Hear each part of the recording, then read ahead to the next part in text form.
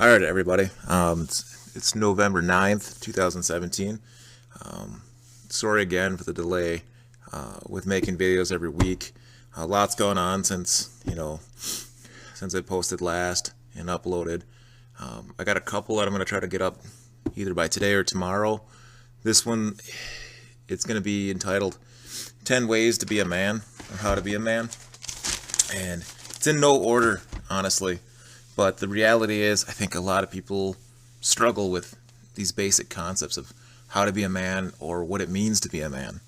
I'll start it off. The first one I'm going to go with is honor. And honor is your word. If you're going to be somewhere, be there. If you're going to be there for your buddy and you say, I got your back for life, you better have his back for life. That means if your buddy calls you up middle of the night because he broke his car, went in the ditch, it sucks. You're getting up and you're going to go help him out, pull his car out of the ditch. You're going to go be there for your spouse, your neighbor, your friends. And it also goes to your work. You can be the poorest man in the world, but if you have honor, you have everything.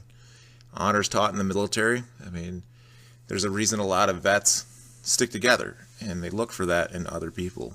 Probably the hardest thing for me was coming back and realizing most people don't have that loyalty, that brotherhood, that honor and tradition between each other as much in the civilian world.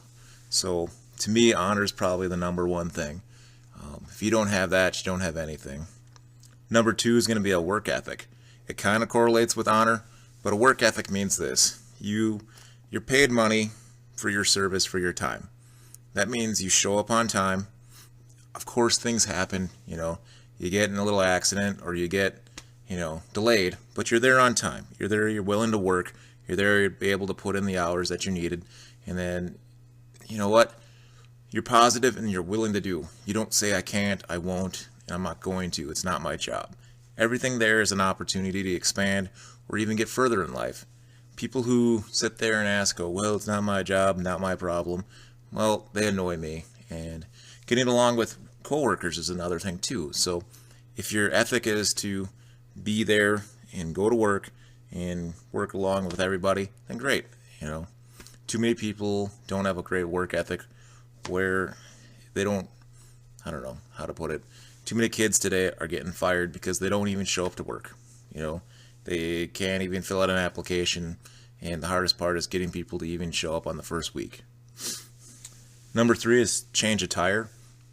I'm going to put that out there because how many kids and how many adults or how many grown men do not know how to jack up their car, put the spare tire on if there is one on the car, and safely get their car down the road to a tire shop.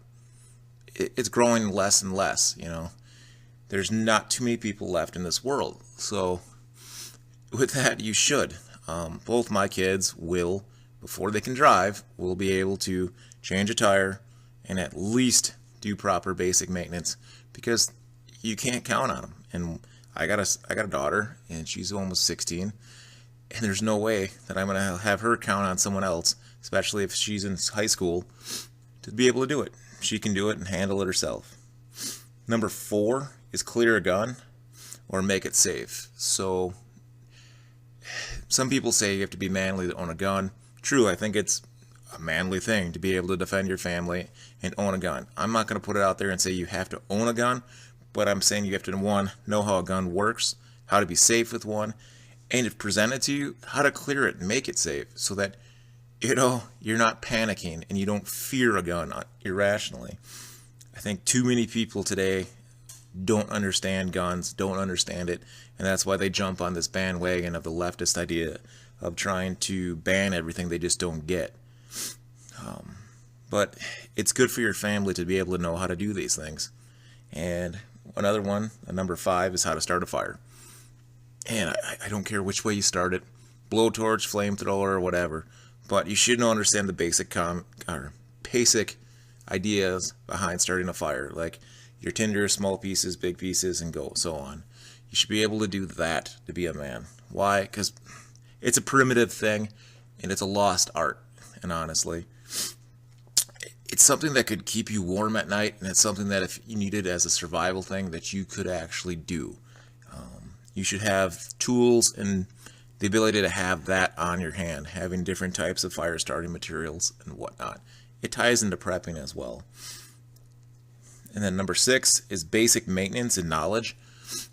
So what that means is you have an understanding of how a car mostly works. You have an understanding of how electricity works. You have an understanding of like household things work, like saws and cutting and all this. You don't have to be an expert in it, but you have to understand the rudimentary basics of it. And that's really key, is to understanding how these small things actually work together. Basic things too would be expanding into how your car works, so that if you did take it to a shop, you know what they're talking about, and they're not talking over you and potentially scamming you. Too many people don't know, and they just go with it. And if you can't change a tire, chances are they already can see that in you. You don't know what's going on. Number 7 is defend the weak. Your role as a man is to be a strong person. You are there to be the stronghold, the wall of defense for your family.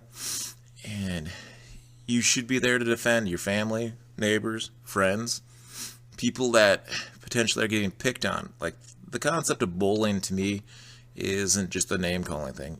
To an extent, I think hazing is different than bullying. If you see someone getting their, a poor kid getting his ass kicked, excuse the language, you have a duty to respond and then to step in. If you see a woman getting abused, you have a duty to respond, to step in. You don't have to play heroic cop or heroic hero man, but you should be involved, and you should be stopping problems and defending people that can't defend themselves. Number 8, I guess, also ties into, all the car stuff, is how to drive a manual transmission. It's kind of a dying thing in cars today, but it's kind of sad that if you're a father figure or you're with a group of people and you needed to get somewhere in an emergency and you're hurt or your friends are hurt and the only car they have is a manual transmission and you don't know how to drive it, you're screwed. So it doesn't take much to learn, and honestly, it adds to a bunch of tools that you can put in your toolbox of what you can do and what you can't do. I'm not going to go too much on it, but it's something that I think most men should know how to do.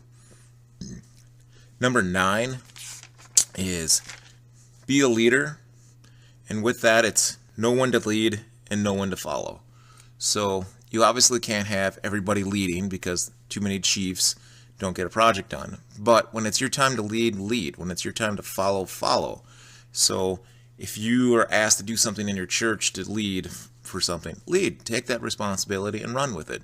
If you're asked to do something at work, hey, could you run this project, or could you do this? Sure, take it. Your family too,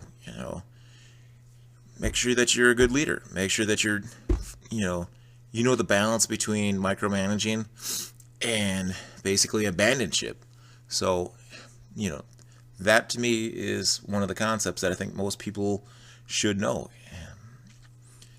Number 10 is God, family, and country. So God, family, and country. That to me is the order of how I think you should put things in perspective. God first, family second, country third. And then everything below that follows down. You could put work in there if you want.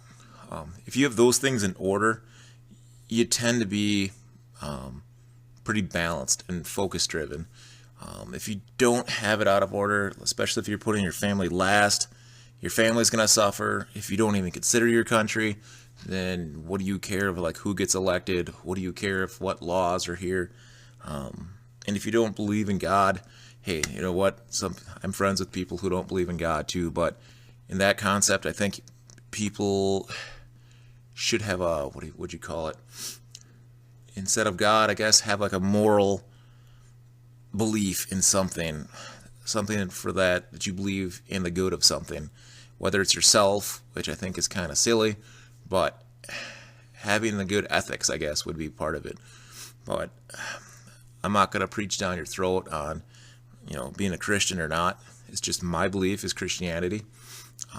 I believe in God, and I've noticed over the years of doing this, and in my lifetime, I've noticed when I've strayed from God, life has gotten a little harder and things have turned upside down. And when you're in tune with God and in tune with everything, I'm not going to say things don't happen bad or bad, but you know what? When the bad things do come, it's not the end of the world. And keeping family as second, too, is important. I've had the same thing, you know. I didn't put my family second, and my family was destroyed, you know. Things go bad. The devil comes into you when basically you let your guard down. And for country, for me, protecting my country and belief in my country and doing all that is huge. Most of you know that I signed on the dotted line to serve my country and protect it. And that, following the Constitution, is one of the things that I take great pride in. But it's not first. So with that, I'm going to sign out, and I'm going to work on the other couple videos too.